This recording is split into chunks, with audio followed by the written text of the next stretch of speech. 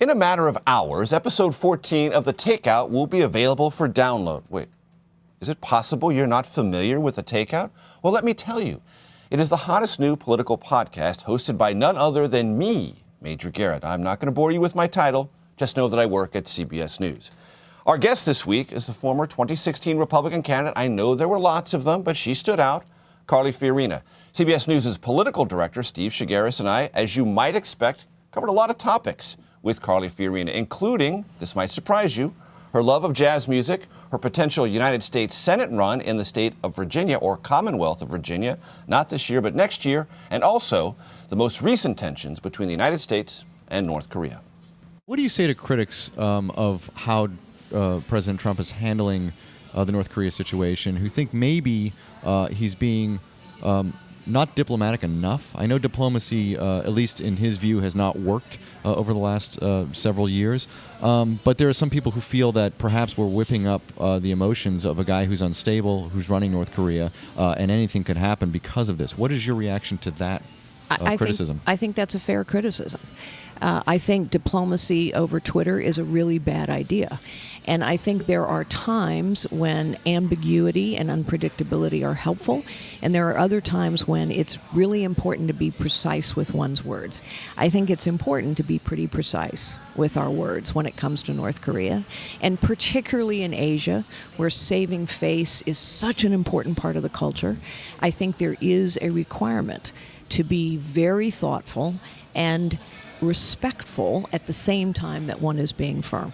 So let me take this opportunity. I'm going to grab the ball from you and give it right back to you, Steve. But this I'm is done. really important, what you just said about a couple of things. I'll get to Twitter in a second. But this week there's a conversation going on about what the administration should have said or missaid about the actual direction of the carrier USS Vincent and its attendant strike force.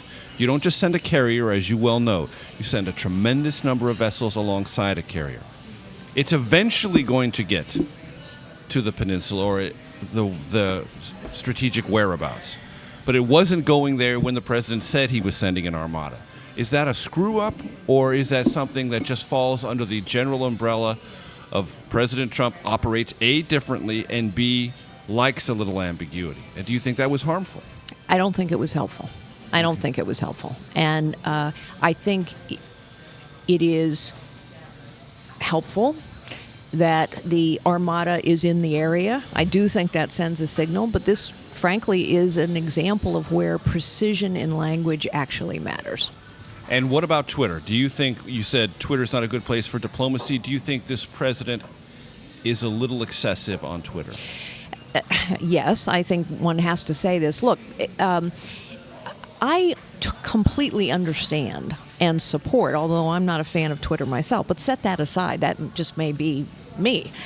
I think when President Trump communicates directly with the American people, clearly the American people, a large number of them, really appreciate that. So Twitter has its place, but I don't think Twitter is the best diplomatic platform, shall we say.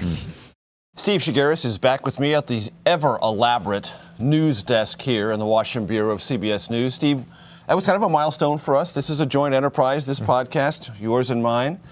First presidential candidate, won't be the last, and some candid assessments of the Trump administration from someone who you might have thought might be trying to get a little bit closer inside the tent with this White House, but willing to say he's too much on Twitter, and this thing with the Vincent, even though the White House is trying to downplay it, was a public screw-up. Yeah, I have to say it was very interesting to me. This is somebody who is extremely critical of candidate Trump throughout the campaign. Obviously, she was a competitor. Then she became Ted Cruz's de facto running mate at the end there for 6 days. And so there was a lot of animosity between Trump and Carly Fiorina. But we saw her on election night. We saw her later when she went to go visit Donald Trump at Trump Tower in December of 2016. That she called him a champion. She congratulated him on winning, and there was a sense that she was turning the page, like a lot of many other of his candidates did. Basically said, the past is the past. He's now won, and we're going to move on.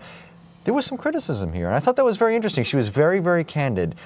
She had a lot of nice things to say about Trump and a lot of things that he's doing. And we should not over-amplify the criticism, because in the main, she was supportive of what Trump is at least trying to accomplish, but she is concerned not only about these issues, but also concerned about whether or not he is going to be that champion and take apart the administrative state in Washington or be captive to it. And it's always interesting to me, I think, with politicians, you expect them to stay on talking points. You expect them not to be too, too sort of out there. But she was very candid. I thought that to me was very, very interesting. And I think, for our listeners and viewers who are going to watch the podcast this week, you'll see somebody who was a lot different in our discussion with her than she was on the stump. And that, I think, will be fascinating to people. And for those of you who are still learning about the Takeout, you might have noticed that people were bringing us food.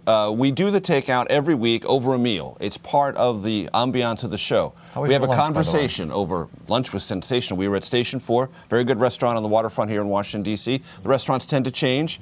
And the conversation is what we hope would be the kind of conversation you might have if you went out with your friends or someone you were meeting for the first time over a meal, to learn more about them and create an atmosphere that's comfortable. And I think in this case, it made a guarded politician a little bit more candid. Well, so we've done 14 of these now, right? And I think the one thing that's consistent, we get a little bit of ribbing, I think, on social media and from some of our solid viewers who say, it's called the Takeout, but you're always eating in. Right. Don't take the name of the show so literally, because I think what it does is, I think it really does bring the guard down of a lot of people we've talked to. We've talked to people who are generally, look, this is Washington, D.C. These are politicians. Their job is to sell themselves or sell somebody else for a living, right? And I think what this does, sitting down at a table with them and having a longer conversation over a meal, over a drink, it really gets to know, we get a chance to know these people a little bit, just one level down from what everybody sees on a day-to-day basis. And I think it's been very enlightening, I think, for somebody who doesn't get to see that side of a lot of these people. I know, I suspect it's the same for you. And it's been 14 very fun conversations, and we're only going to continue. Right, 14 episodes. We have big guests coming in the very near future. Senator Amy Klobuchar of Minnesota will be a guest of ours soon. We'll be talking to the comedian Frank Caliendo, the world-renowned restaurateur Jose Andres, and one-time litigant against President Trump and the Trump Organization. So Caliendo has a Trump impression that he's been working on, so I can't wait to hear that. That'll be a good one. All of that coming up on the Takeout, and we have well over 1 million downloads. We are on CBSN.